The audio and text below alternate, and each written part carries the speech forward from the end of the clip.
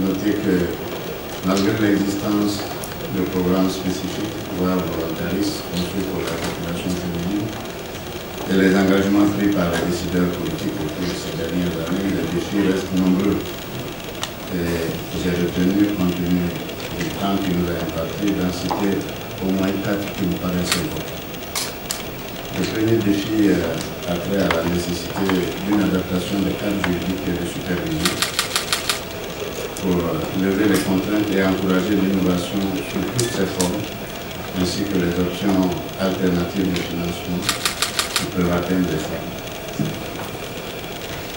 L'objectif visé étant de renforcer le développement des services financiers numériques auxquels elles peuvent accéder. Le second défi concerne la nécessité d'une meilleure identification des femmes exclues du système financier en vue d'un adressage plus conséquent de la clientèle féminine.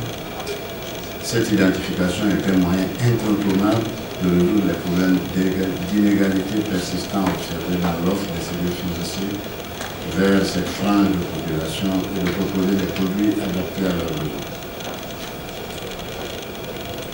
La facilitation de l'accès des femmes à la technologie est le troisième défi.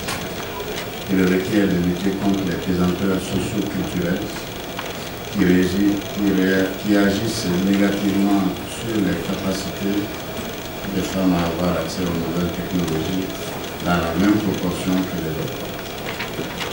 Le quatrième défi à prendre en compte concerne l'amélioration du niveau d'alphabétisation et d'éducation financière des femmes afin de mieux tirer profit de leur capacité entrepreneuriale et d'innovation.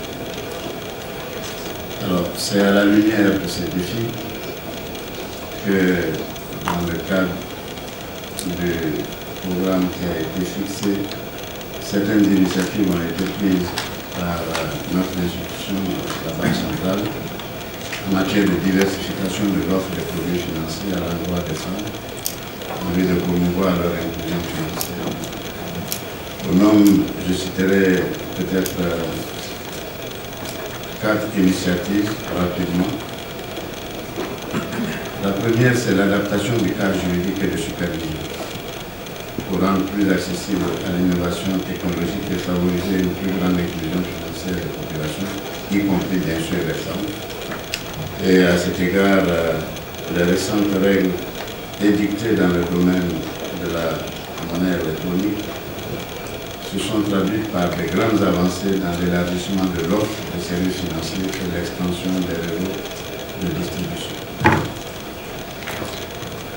En second lieu, il y a l'amélioration des aspects liés à la protection des consommateurs. Je crois que c'est un élément important à travers le renforcement de la transparence dans la qualification des services financiers et surtout la réduction des coûts. À ce titre, des initiatives telles que la gratuité de certains services bancaires offerts à la clientèle, le droit au compte, la réduction des taux d'usure, etc. méritent d'être mentionnés parce qu'ils ont finalement donné quelques résultats satisfaisants. Le troisième, la troisième initiative, c'est la mise en place d'un dispositif de soutien au financement des petites et moyennes entreprises, en vue d'inciter les établissements de crédit à financer davantage ces structures, ainsi que les petites exploitations agricoles dirigées par les femmes.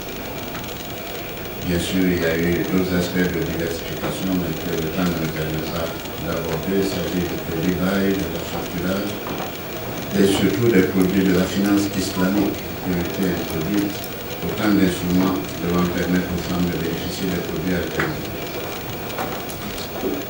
Enfin, et c'est le plus important, nous avons mis en place une stratégie régionale et nationale d'inclusion financière dans les 8 pays de l'Union, qui cible les femmes parmi les groupes vulnérables.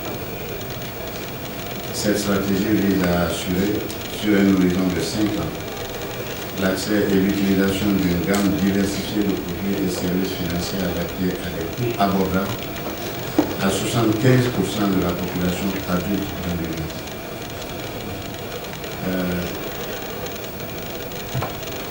Un accent particulier a été mis sur les principaux groupes cibles identifiés qui sont les populations rurales, les jeunes, les PME, les personnes à faible éducation financière et les femmes, qui représentent à elles seules environ 50% de la population totale du pays. Bien sûr, ces initiatives vont commencer à donner des résultats, mais nous restons convaincus qu'il faut continuer d'investir dans au moins 3 secteurs. D'abord, l'élaboration des programmes d'éducation financière en faveur des populations exclues, avec un accent particulier sur le renforcement des capacités des femmes en vue de les aider à agir en consommateurs informés et plus avertis.